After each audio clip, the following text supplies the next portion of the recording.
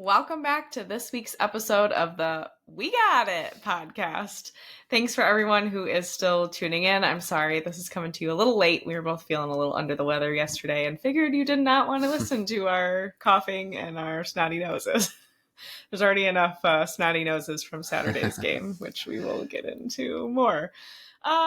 So appreciate you guys hanging out with us. The We Got It podcast, as you know, is an official podcast of Spartans Illustrated. We are so thankful to be part of such a supportive, awesome media network that really just elevates the student athletes that we get to enjoy watching play sports every single week. And so we just feel really grateful for that. If you haven't already, we would love if you could take a moment to head on over to Spotify or Apple Podcasts, leave us a review, preferably one with words and not just the star rating. 5 stars is always nice, but really just kind of tell people why you enjoy listening to the show. That helps us continue to grow and reach more Spartan fans with, I hope, a message of kind of positivity. There's been a lot of negativity this week and I'm not here for it. But same thing over on YouTube. If you can like, subscribe, rate, all those things really help us out.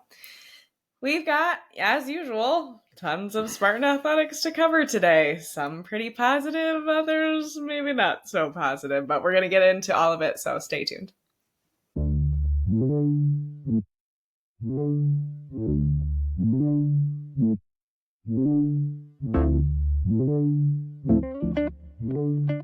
Welcome to the We Got It podcast, an MSU sports podcast for everyone. We're Jonah and Abby, a husband and wife who's probably a little bit too obsessed with Spartan sports. And we want to share a little bit of that obsession and joy with you, from casual fans to die-hard, bleed green fanatics. And we hope to make following Michigan State athletics more easy, enjoyable, and engaging for everyone. So go green. Go white. Go state.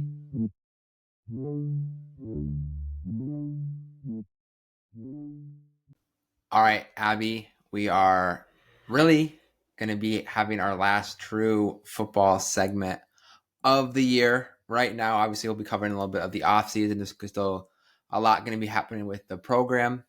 We were hoping we could be looking into a bowl bid this episode, but unfortunately, Spartans laid an egg on Saturday in pretty resounding fashion.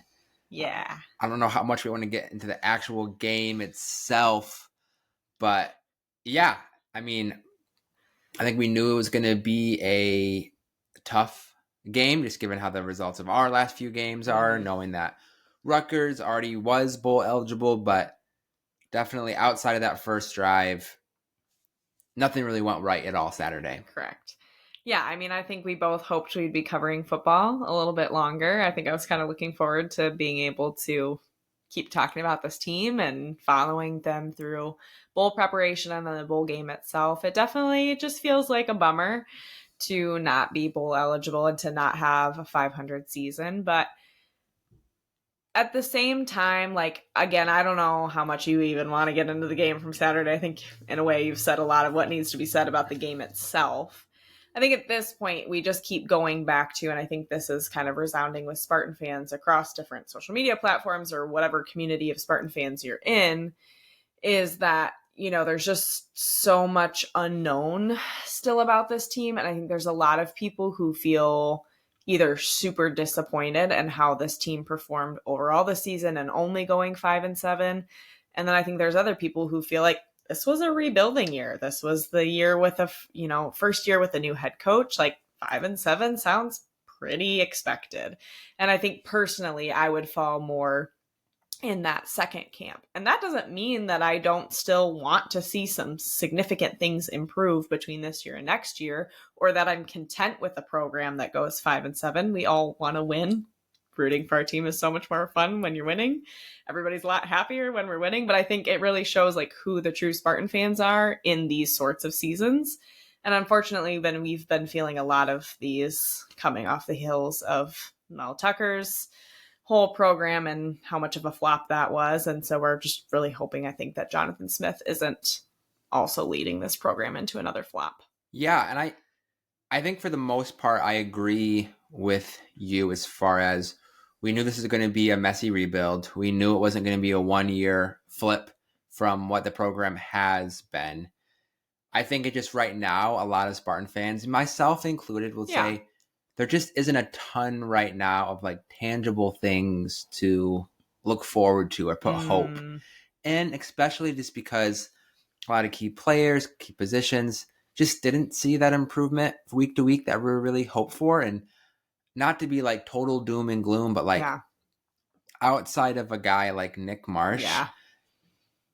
like what are we actually looking forward to When you were saying next that, I year? literally was like, but wait, what about Nick Marsh? But it's true, like outside of him.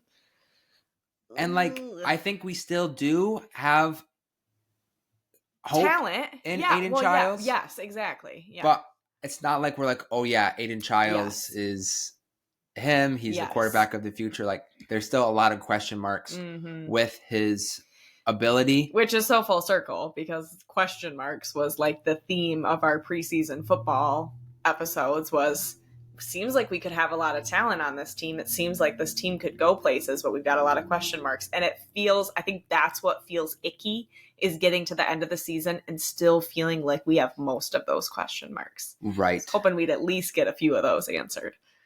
Yeah, and having that bowl game, even though one extra victory in the grand scheme of things isn't that big of a difference, but having that just a little bit of like hope, momentum kind of going into the offseason, I think would have been really huge for this program. And I think probably what I'm most disappointed in is, in this game where Michigan State had everything on the line. Rutgers on paper didn't have like necessarily a ton to play for. It just seemed like this team was not super prepared, wasn't geared up to play. Just not to say that they were heartless, but like that was about as a heartless of a loss as you could really like. Yeah. Michigan State should not be losing 41-14 to Rutgers. I don't care what season it is. How good I don't care how many fans are in the stands. I don't care if it's snowing outside. Like, especially with a bowl game on the line. Rutgers didn't really have anything specific to play for in that game. They were already bowl eligible. If they go 7-5 or 6-6, like, okay, maybe you're gonna get a slightly better bowl game, but not to the same degree as you think of like, hey, we're fighting to have 4 more weeks in our season and to be able to play with these guys for 4 more weeks. And, you know, we're losing seniors. I definitely think there's guys that are going to be unfortunately transferring out of the program. I think that's already been something that's starting to happen or people are declaring that intent. And yeah, it felt heartless. Like there wasn't a lot of grit or determination behind that game on Saturday. Yeah. And to kind of put some more dampness on this conversation, as of this afternoon, it has been confirmed by sources of Spartans Illustrated that defensive backs coach Demetrice Martin, who just got to East Lansing, Spartan alum, will going to UCLA to take over their secondary. And that's really a huge loss for Michigan State. There's not really any positive way to spin this. Martin was the team's best recruiter. I think before all the injuries started to really decimate this team, the secondary was really one of the high points of this team. Which emergence, you never would have thought we would have said that a couple years ago. Of guys like Chuck Brantley, who had a fantastic season before his season got derailed for injuries. I think large in part was due to the development of Martin. So even just heading into the offseason, like it's just, I think it's going to be some more bad news. I'm not reporting anything, but like there's going to be some more setbacks this offseason. We're going to have guys, like you said, transfer out. Yeah. The recruiting class, we mentioned this before, doesn't look great. According to where you look, it's kind of in the low 60s, high 50s range, which just, to me, is kind of unacceptable at Michigan State. It is, but at the same time, realize that we've got a new coach coming from the West Coast who doesn't have the same kind of pull in Michigan, in East Lansing, in the Midwest that someone else might. And he's not a big flashy personality like MSU's previous coach that I think drew in a lot of a certain kind of a player. And, you know, I think that's either going to be the selling point or the downfall of Jonathan Smith is just this. We talked about it again in the football season preview of like this, we're going to let our work speak for itself. I'm not going to go and pay off a bunch of players to come here. Like we're going to let honest football speak for itself. But man, I'm not saying that you cave and you start shelling out millions of dollars to try to get players to come play for you like other teams in Michigan. But, does that kind of philosophy of coaching in football work in the current NIL climate? Yeah, and I think to go further than just Jonathan Smith, the NIL environment Yes. at Michigan State seems to be pretty lacking Yeah. right now. I know back in March, the official NIL collective of Michigan State launched, and they haven't been a single tweet from that Twitter account since March 18th, the day they launched. And I think the discourse online is there's a good amount of fans that want to be able to contribute, to be able to know that there's actually organization and thought behind the NIL operation at Michigan State. And they're just like, it's just in the dark as far as... That makes me laugh, honestly, because somebody was saying that on some social media, I think it was Blue Sky, of like, well, MSU just needs to do a better job of like, you guys got to start paying your players more and getting them better NIL deals. And one guy commented back and said, okay, tell me where I'm supposed to send my $10. Like, in that vein of like, there actually probably would be enough Spartan fans who'd be like, I'd give $10 to a Spartan recruiting NIL deal, but who's there to coordinate it? And that is pretty unacceptable. Like, especially if you're going to organize a whole collective and then have no public presence for people to be able to buy into and actually really like support the players themselves. And again, I think there's some weird stuff going on with NIL right now that I don't think it was made to do, where absolutely players are, just basically being paid off by schools to try to grow their... Yeah, and not to say that there isn't opportunity for fans, but the opportunity isn't in fans' faces. It's not in front of them. Control. They don't know where to go or where to send have my $10. Confidence that there's a collective involved that's actually organizing these funds and these deals in order to attract talent to East Lansing. But I will say, too, fan support can really only go so far. The teams that are exceeding in NIL are the teams that are really gotten their millionaire and billionaire donors behind the NIL collective. And ever since Matt Ishbia bought the Suns and he's kind of restricted a little bit in how he can give funds to the school, it just doesn't seem like the athletic department has done a great job of kind of getting some of those other donors involved in this process. And that's something that I would really love to see this offseason, is to kind of get some of those guys. There's a lot of rich Michigan State alums who are in the sports world. You look at 3 NBA owners. You look at a guy like Magic Johnson, who's been in ownership in the MLB, been an executive for the Lakers. You have these guys with the funds who I think love MSU, but they really need the athletic department to really kind of bring them together, get them inspired to give to these programs. Because if there's not, they're not just going to write blank checks without knowing that those are going to be fruitful. Definitely. And I think, maybe moving on from this too, like, I think we can talk till we're blue in the face about the current offensive coordinator, the current head coach, all those sorts of things.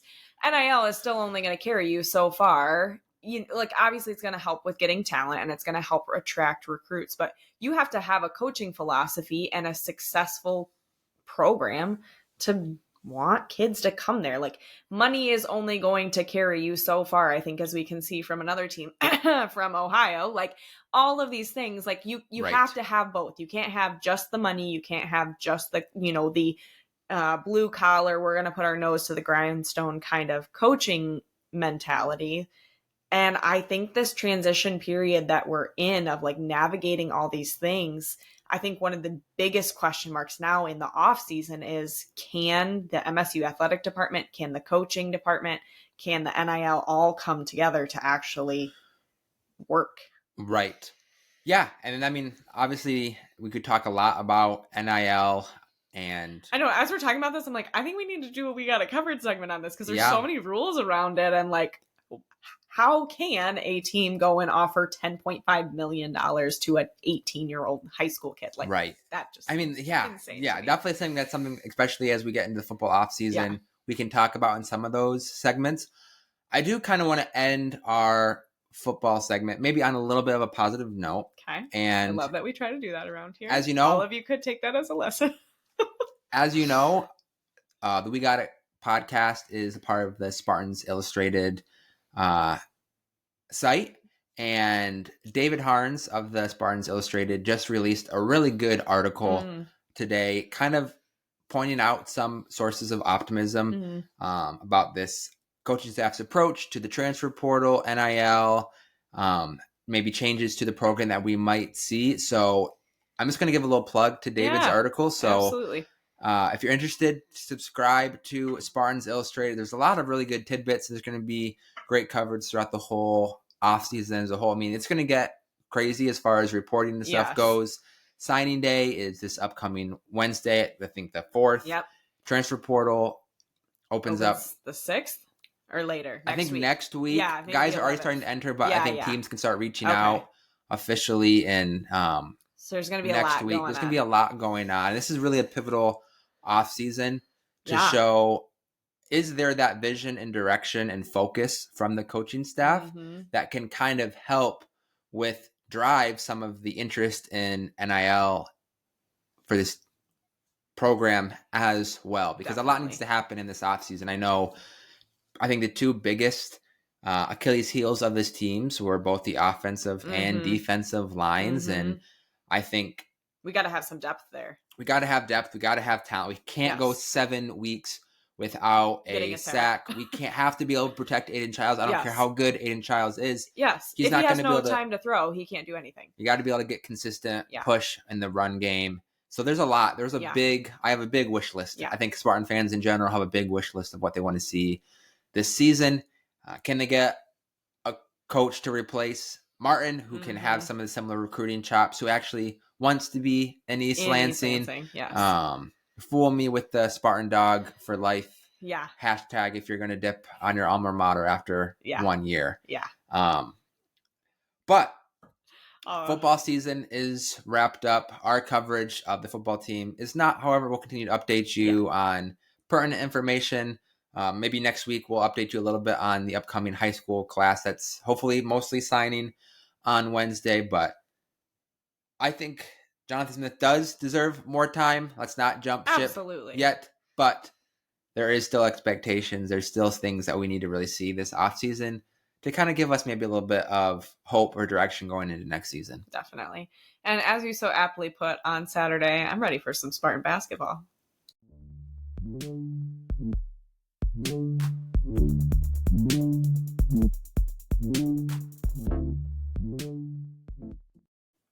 All right, it is now time for the We Got It Covered segment of today's episode. And when me and Abby are kind of talking about what to cover today, there were a couple instances in the last couple of basketball games that we thought would be good to just kind of, some of these rules might be simple, you might know them already, but there's a handful of them. So we thought we would kind of just lay them all out there. That way, when they're called, you know exactly what's happening. But these are all calls in basketball related to time.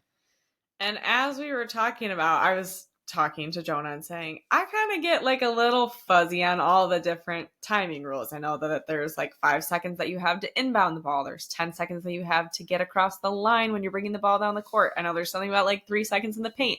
And I was like, are there any other ones? And he goes, oh yeah, the other 5 second rule about holding the ball. And I was like, what 5 second rule? So it just goes to show, like, you may think that we rehearse all of these in advance, but we really just talk about, like, I kind of know what this is. Cause like, hey, can we talk about this more? Can you explain it a little bit more? So apparently there's another 5 second rule that I didn't even know about. Yeah. So I think we'll start off with probably the easiest one. And that is the 8 second violation, which is kind of more recent last couple of years. It was 10 seconds. Now it's 8 seconds. Didn't even know that.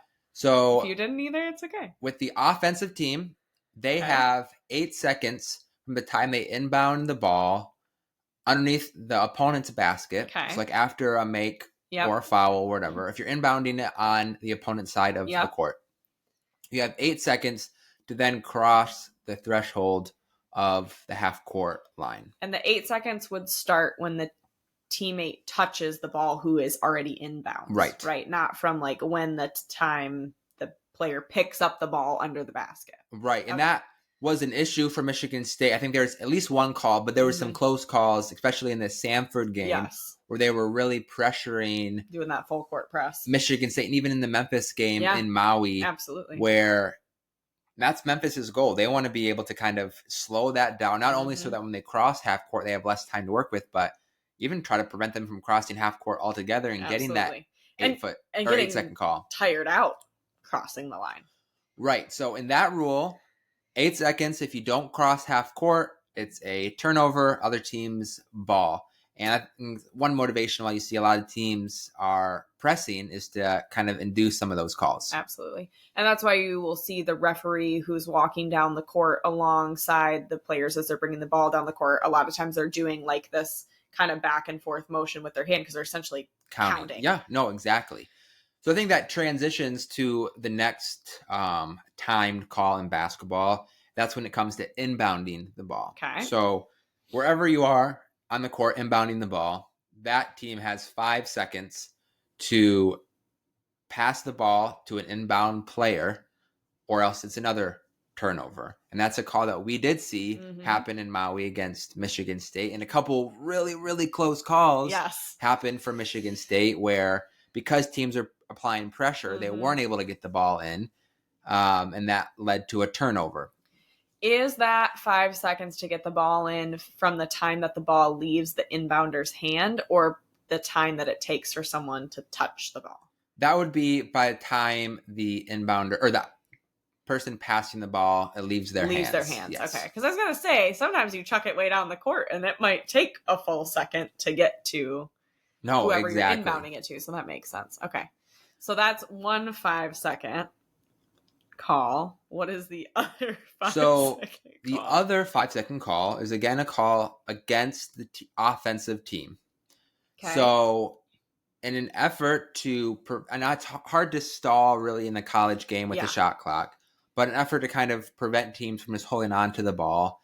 If a player has the ball and they're being defended, they have 5 seconds to either pass, dribble, or shoot before a 5-second call. So it's as if you're physically standing there just holding the possession ball. Yes. But you could dribble in front of someone for 29 seconds if you wanted to, and then pop a shot up. Yep. Okay. But if you get past the ball, you hold on to it for 5 seconds, somebody's guarding you, that's going to be a turnover on the offense. Okay, so interesting. I don't feel like that's one that you see super often. Right. I feel like for better or for worse, you end up seeing someone throwing the ball away to the other team or even out of bounds before you would see that call, because you're definitely going to turn it over if you don't get rid of it. If you at least get rid of it, there's a chance that maybe your teammate is going to recover the ball. We don't want to be in that position in any way, shape, or form. And I thought Jackson Kohler, especially in that, I think it was the game against Memphis. Maybe it was against Colorado. They're all blending together a little bit. He looked like he hadn't seen a basketball in a week. He was just like standing there staring at it. I was like, Jackson, right, pass the ball to somebody. No, absolutely. So I'm glad that you reviewed that. Right. So the last call. Oh my gosh, there's another one. One more. Okay. Has to do with timing. Okay. It's again on the offense of team. In the NBA, there's a defensive version of this, but not in college. Helpful. But it's an offensive 3-second call. Okay. So essentially, a offensive player can only be in the painted area.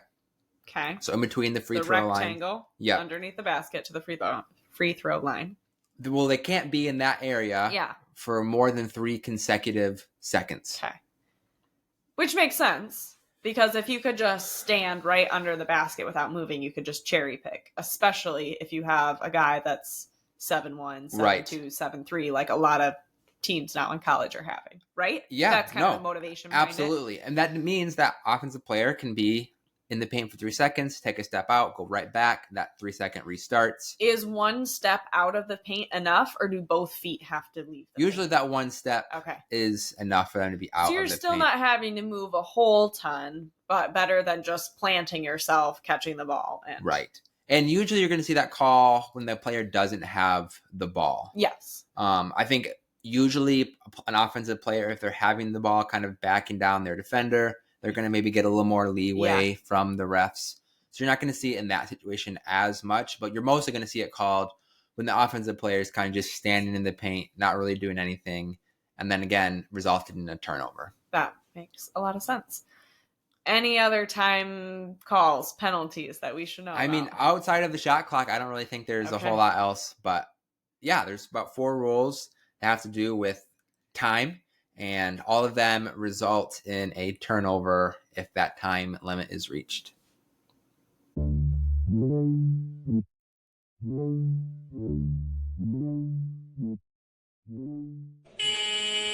Welcome to the first ever We Got It podcast halftime show, where we're going to take you over to our analyst over here, Jonah Wilson, to get us caught up on some of the happenings in the rest of the Spartan sports world.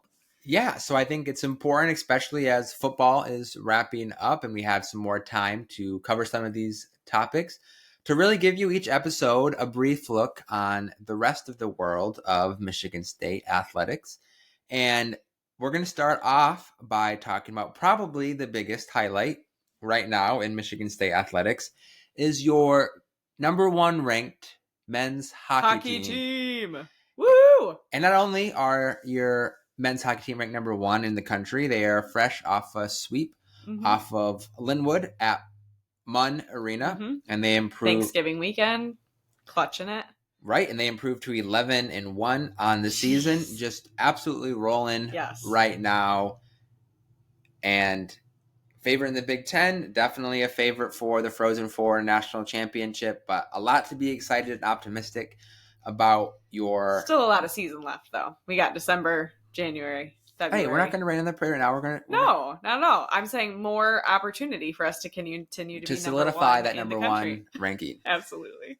Elsewhere in Spartan sports, your women's basketball team is not only undefeated, but they are now debuting in the Associated Press Top 25 at number 24 in the country. Let's go. I love it. And if you're a little bit of a nerd, the NCAA just released their first net rankings, which is a pivotal poll they use for the tournament seeding. Oh, yes. Michigan State women's team ranks number 6 in that poll. Wow. So, because that's talking about like quadrant wins and losses, right? Right. Ooh, that's another We Got It Covered segment. But we're going to wrap up halftime and get you back to the rest of the show.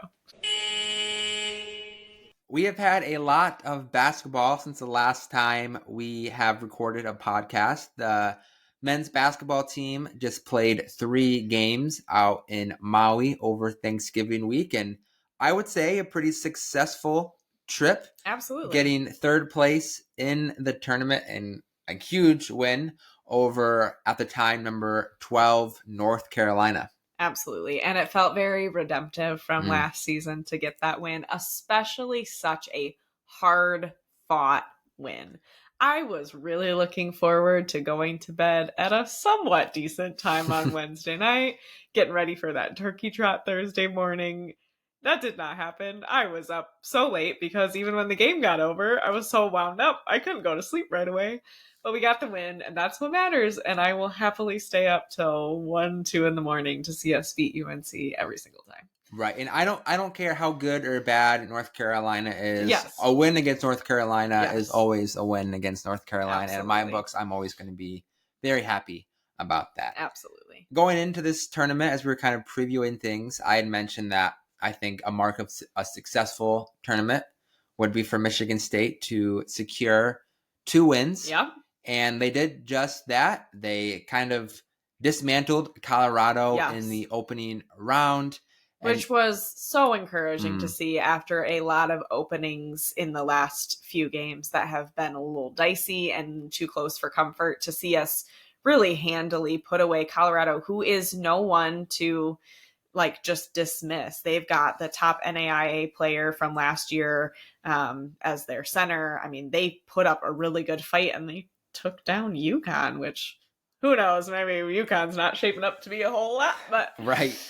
All that to say, like, Colorado is no joke, and it was just nice to see such a good win over them. I think one of the things that stood out the most to me over the course of this tournament, and we talked about this again in our preview, I feel like we were saying that a lot. I feel like we have had a pretty good gauge on a lot of things, not to We brag. just like to toot our own horn over here. But we talked about how this team has a lot of depth. Yes. And playing 3 games in 3 days, having your freshman phenom and Jace Richardson missing the 3rd game due to kind of like a head injury, being able to come in your 3rd day without maybe your best scorer on the team and play not only a hard-fought game, but a hard-fought overtime game.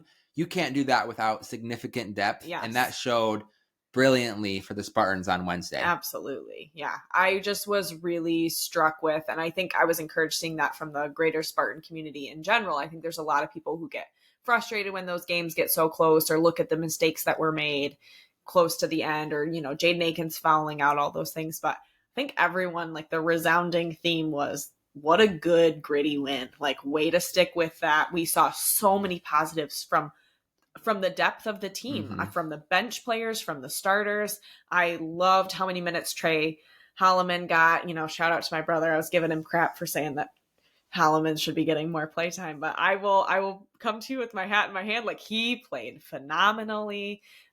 Xavier Booker stepped up in a huge way in that second half and overtime.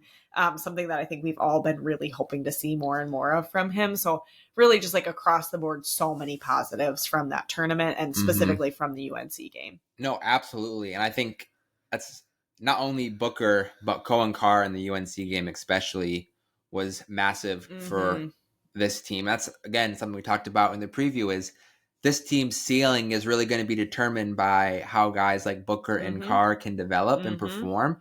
And if they can play the way they played against North Carolina, like this team, my brackets got them in the Final Four, that's for sure. Yeah, and they're going to be competing for the Big Ten title. Yes. And I don't think, hopefully, they're not going to be sweating out another selection Sunday like the last couple of years. Yeah. Again, obviously it's November. There's a lot of basketball left. It's December now. It is. That's crazy that it's December. But I've got Christmas stuff up behind you. If those guys can continue to play at that level, the potential for this Michigan State team, I think, is higher than probably anybody thought going into the season. Absolutely. And I think that's what I walked away from Maui with is like, man, I think we can do some stuff this year. And, I think that's the beautiful thing of, we keep referencing him because he's just got so much wisdom, but Will Tiemann was saying, like, that's the fun thing about this year is that there are no expectations.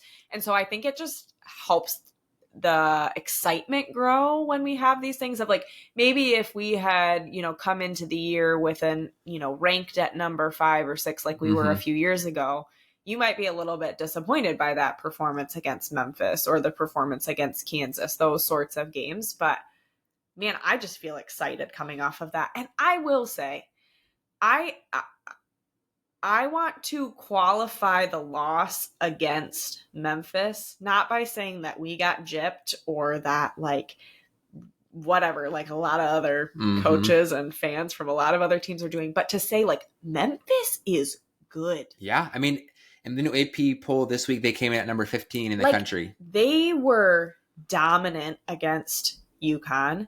They were they're just a big, tough, physical team. And I think honestly what ended up hurting them in the game against Auburn in the championship in Maui is they're playing like 8 guys. So by the time you get to day 3, and they had played overtime game on Monday, their first game of the week, like those guys are exhausted. And I think if they had played Auburn fresh on Monday or even Tuesday, I think it would have been a very different game. I mean, again, all props to Auburn. Like they played very well. They're ranked number 2 right now. Yeah, absolutely. But I just think like a lot of people might be like, Memphis, whatever, like, why are we losing to them? But if you actually watch them play ball, like they made us work for every single possession that we had.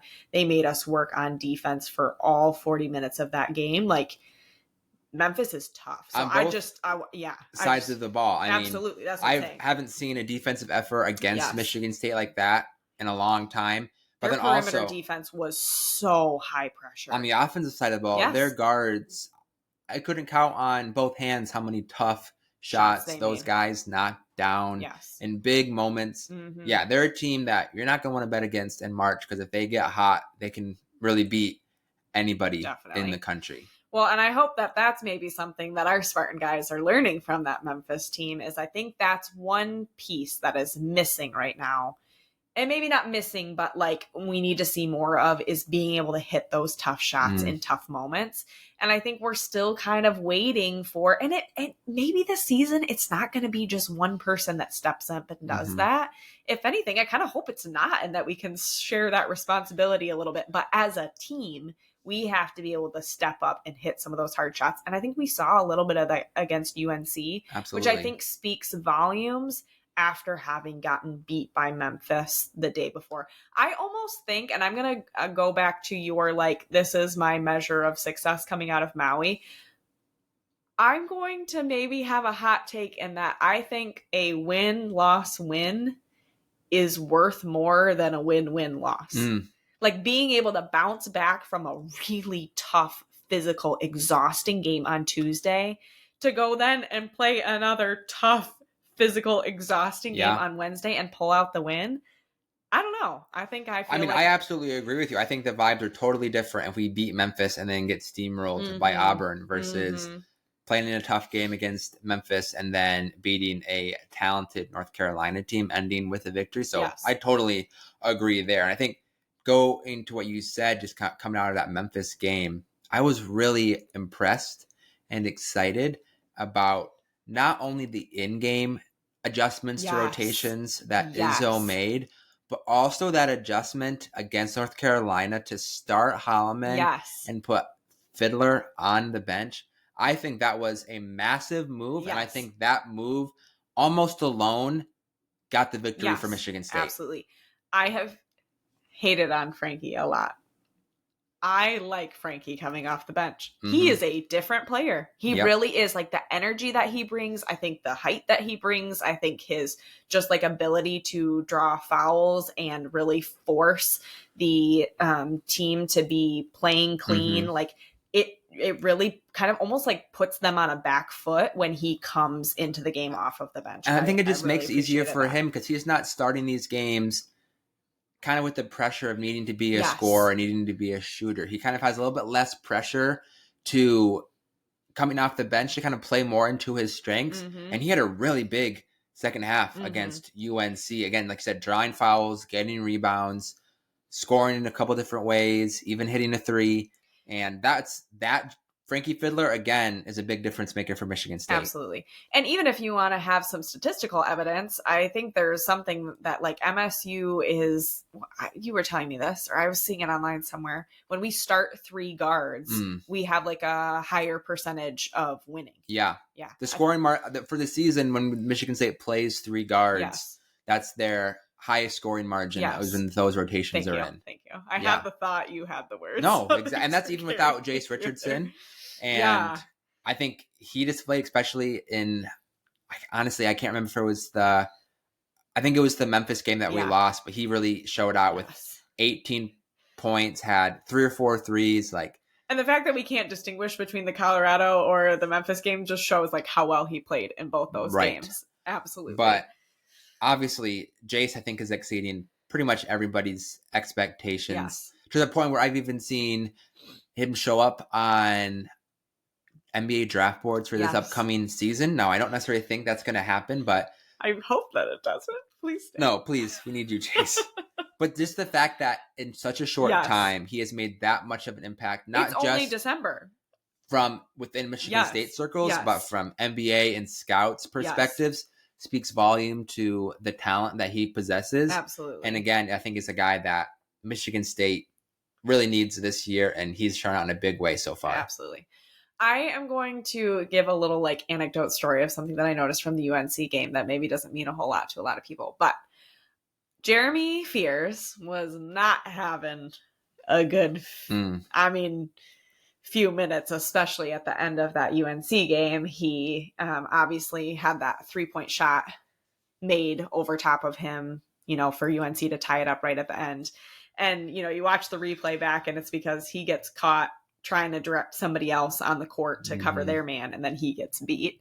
And then I think he had another mistake that I'm blanking on right now before that. And you could just tell like he was so defeated coming out of those last few minutes of regulation and going into overtime.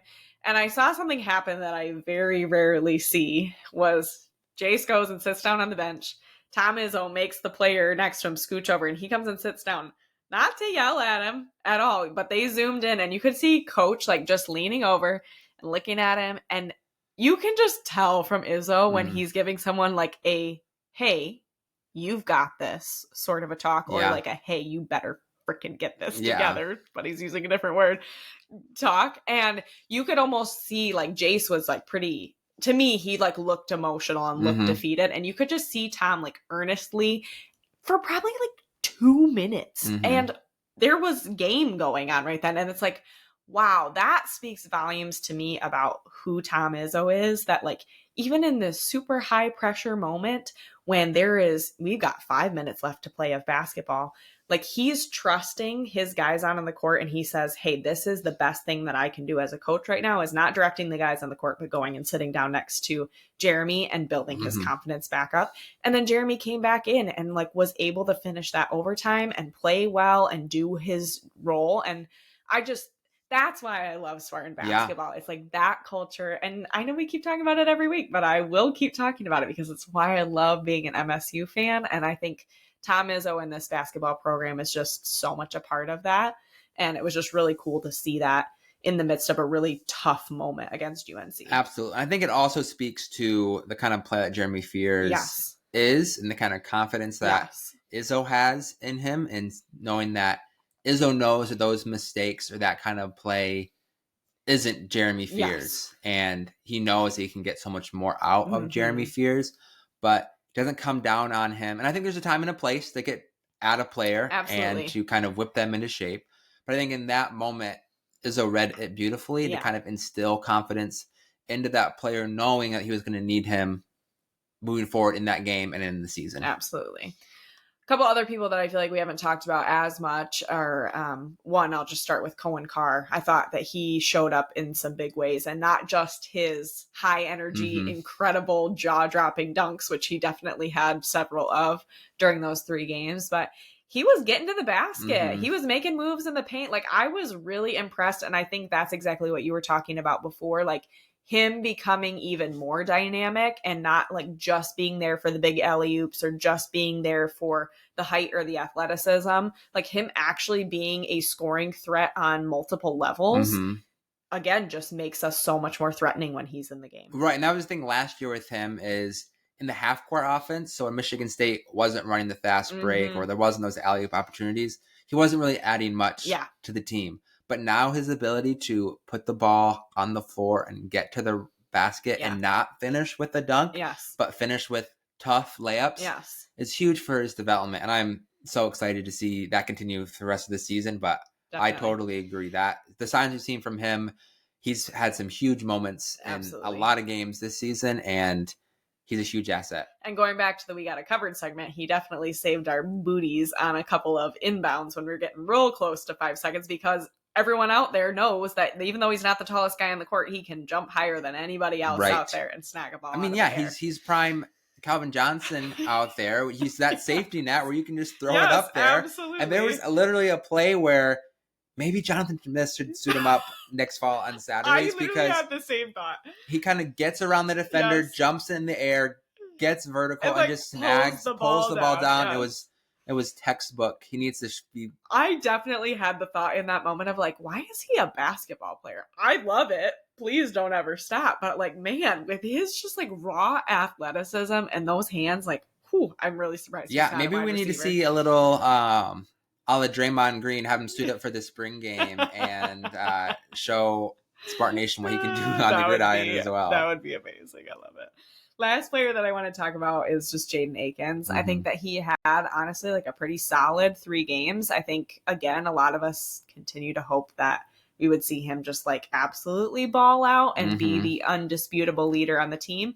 I don't think that we got that from Maui, but I definitely felt like happy with his performance. Totally. And I think, he needs to be consistent. He needs to be solid. And I think we saw that, especially too, as some of these other guys like Jace emerge. Maybe we don't have to have as much pressure as we expected on Akins. Exactly. And that's what I was going to say is like, I think in the community of Spartan fans, like feeling this desire like, oh, well, we have to have somebody step up and be like the consistent game leader scorer, because that's what we had to have the last few years. We had to have Tyson knocking down 20, 25 points a game because we didn't have depth. We didn't have other guys that could score.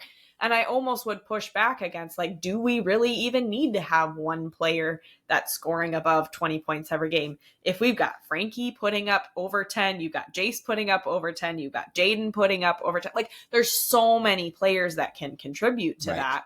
And I think, I would just push back against that a little bit. And like, maybe we need to stop measuring Jaden's success of, did he have this jaw-dropping game, or did he just like show up and play well and help contribute to the whole rest of the team being able to share in that success? And that's huge. I think the more guys that are consistently be able to perform and get buckets, the less pressure it's going to put on Jaden, and the more consistency we're going to see from him, because he's not going to have to create things from thin air. He's going to let kind of more the offense do its thing and let the ball come to him.